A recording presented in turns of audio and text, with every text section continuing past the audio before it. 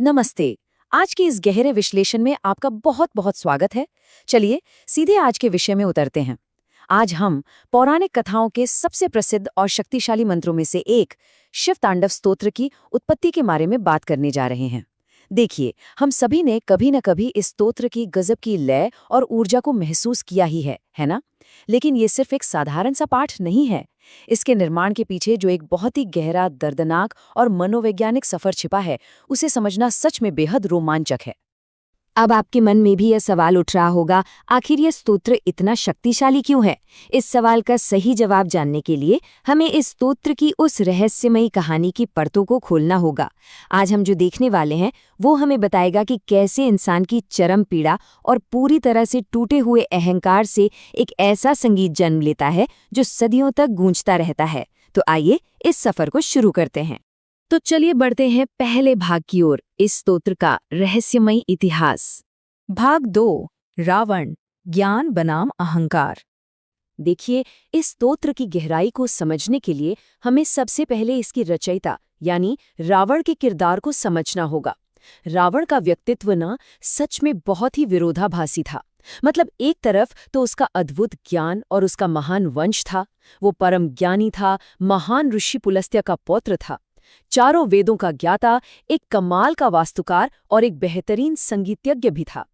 लेकिन दूसरी तरफ उसका सबसे घातक दोष, उसका प्रचंड अहंकार। उसे अपनी शक्तियों और अपने ज्ञान पर इतना ज्यादा घमंड था कि वो खुद को ही सबसे श्रेष्ठ समझने लगा था। उसका ज्ञान का वो अथाह समंदर उसके इस अंधे और विनाशकारी अहंकार के आगे पूरी तरह से छिप गया था। और यही अहंकार हमें ले जाता है तीसरे भाग की तरफ, कैलाश पर अहंकार का प्रदर्शन। अब आप ही सोचिए, जब इंसान के अंदर अहंकार हद से ज्यादा बढ़ जाता है तो वो सिर्फ अंदर तक सीमित नहीं रहता, वो बाहर दुनिया में बहुत विनाशकारी रूप में सामने आता है। रावण के साथ भी बिल्कुल ऐसा ही हुआ। जरा देखिए उसका अहंकार कैसे बढ़ता गया। सबसे पहले उसने अपने ही सौतेले भाई कुबेर से सोने की लंका और पुष्पक विमान जबरदस्ती छीन लिया। फिर उसी पुष्पक विमान पर, जो मन की गति से चलता था, सवार होकर वो पूरी दुनिया में अपनी ताकत का दिखावा करते हुए उड़ने लगा।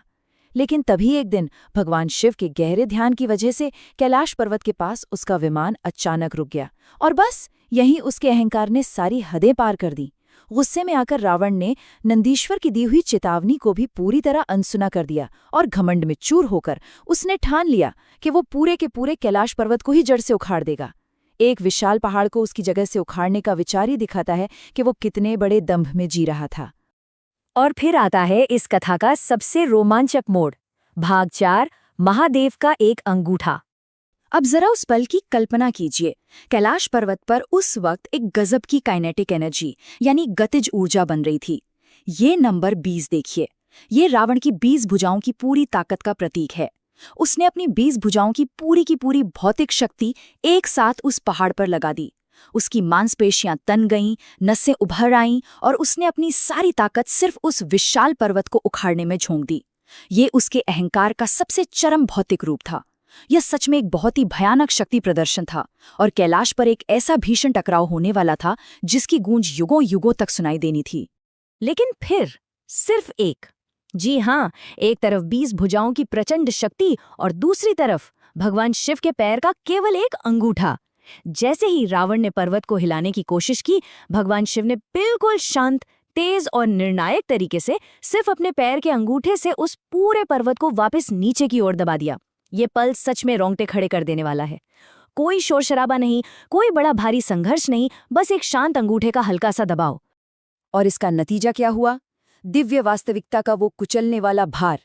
पलक झपकते ही कैलाश पर्वत इतनी मजबूती से अपनी जगह पर वापस स्थिर हो गया कि रावण की 20 भुजाएं उस विशाल पहाड़ के नीचे बुरी तरह से दब गई।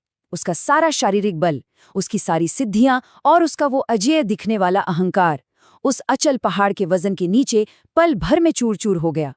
ये एक ऐसा क्षण था जहां असल वास्तविकता ने इंसान के झूठे अहंकार को पूरी तरह से कुचल कर रख दिया था। और इसी भयंकर दर्द से शुरुआत होती है हमारी 5वें भाग की पीड़ा से जन्मी अमर स्तुति। जरा सोचिए, रावण हजारों वर्षों तक उस पहाड़ के नीचे उस असहनीय दर्द में दबा रहा। लेकिन ये जो फंसा हुआ और दर्दनाक समय था ये असल में एक भट्टी की तरह था, एक ऐसा क्रूसिबल जिसमें उसका सारा घमंड धीरे धीरे जलकर खाक हो रहा था। और उसी भयंकर पीड़ा के बीच अपने मंत्रियों की सलाह पर रावण ने भगवान शिव की स्तुति करना शुरू किया। और जो स्तुति उसने रची वो सच में उसकी आर्किटेक्चरल और संगीतमय प्रतिभा का एक बेजोड़ नमूना थी। ये 17 श्लोकों की एक लंबी रचना है जिसे पंचचामर नाम के बेहद खास और तेज लय वाले छंद में पिरोया गया है। और इतना ही नहीं, इसमें सामवेद के शक्तिशाली मंत्रों का भी समावेश किया गया। रावण ने अपनी उस अकल्पनीय पीड़ा और दर्द भरी चीत्कार को एक बेहद सुव्यवस्थित, तीव्र और भव्य प्रार्थना में बदल कर रख दिया। और यहीं पर ना एक बहुत ही आश्चर्यजनक ऐतिहासिक तथ्य सामने आता है।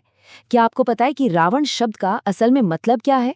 इसकी उत्पत्ति रावह से हुई है, जिसका मतलब ही होता है वो व्यक्ति जो अत्यधिक भयंकर पीड़ा में चीत्कार करता है या रोता है।